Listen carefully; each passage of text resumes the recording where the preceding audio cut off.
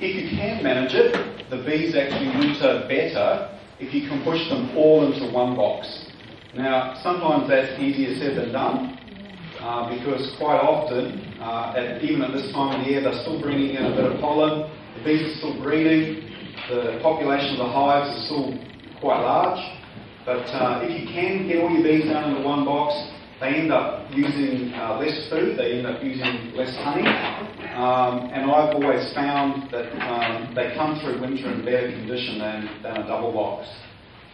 But having said that, if you've got bees up, well, as I have up at Heathcote, if they're working a winter honey flow, say grey box, well, that's an autumn honey flow, you don't really have the opportunity to winter them down, because at this time of the year the grey box is coming in quite profusely, and you need to be adding boxes on, not reducing them in a hive. So,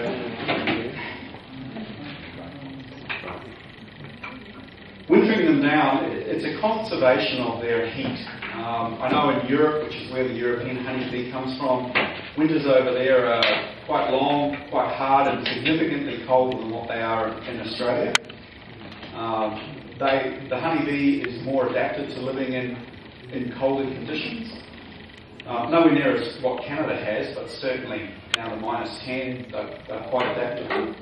What they do is they end up forming a very tight ball, that sort of shape, and they occupy the centre part of the hive. They try and, if there's brood left in the middle of winter, they will cuddle around the brood and keep it warm, but they need access to the honey. And it's the honey that they've collected during the summertime is what they're going to live off over the winter. So, as a beekeeper, don't be too greedy and make sure you leave them some honey. How much honey you might ask? Well, on average, a colony in the suburbs will probably use 12 to 18 kilos of honey, and that would equate to, if you winter them down into 2 boxes, you'll need to leave them at least 6 frames of honey.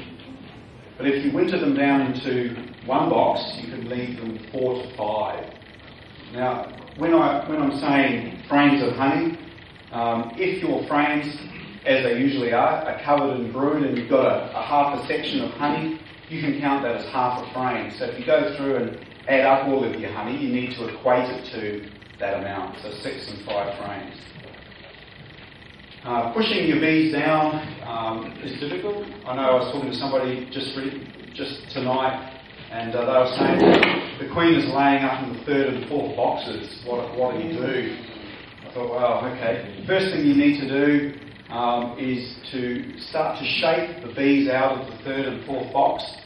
The idea is not to shake them onto the ground, because in case the queen is up there laying, but you need to shake the bees down into the brood nest. And what you would do is you'd pull a frame out of the super, put that on the side just to make a bit of space, lift up each frame, shake it inside the box in the space you've made so that the bees are down inside and you haven't lost your queen.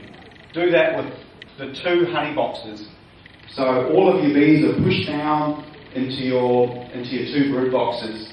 Then put a queen excluder on top of the brood nest. Okay, so you know at that point that your queen is going to be down in the bottom 2 boxes.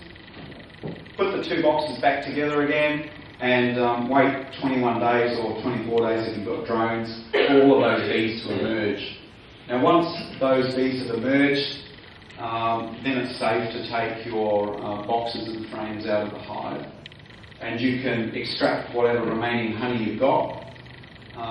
But make sure you leave enough honey for the bees. I know sometimes queens get very enthusiastic with their laying, and often you'll find not much brood in the very bottom box as they've sort of migrated up inside the hive. You need to be moving honey down. So if you don't think they've got enough honey, you need to be putting honey down. So don't be too enthusiastic about stealing honey from your bees because they actually need it. During winter, their primary objective is not to breed and produce a lot of bees. Their primary objective is to reduce the number of bees that there are in a colony they'll probably reduce down to 15 to 20,000 bees, or maybe even less. And the idea is the less number of mouths there are in a hive, the less honey they're going to consume. So you don't really need it to have a lot of pollen in your hive. I'd be inclined to leave maybe one or two, leave 2 frames of pollen on either side of the brood nest, but it's quite often going to be behind capped honey anyway. Well, that's been my experience.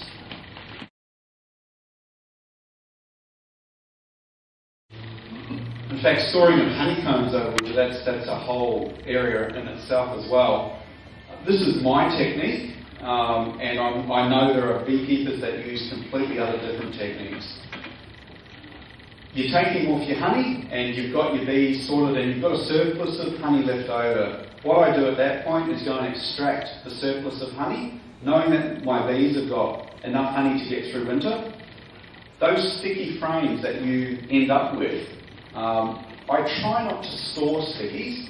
The reason being is that over the winter period, the amount of liquid honey that is around all the cells in the honeycomb tends to ferment, and that causes mould and it stinks real bad. So what you can do, because during winter it's very damp and that honey will absorb water from the atmosphere.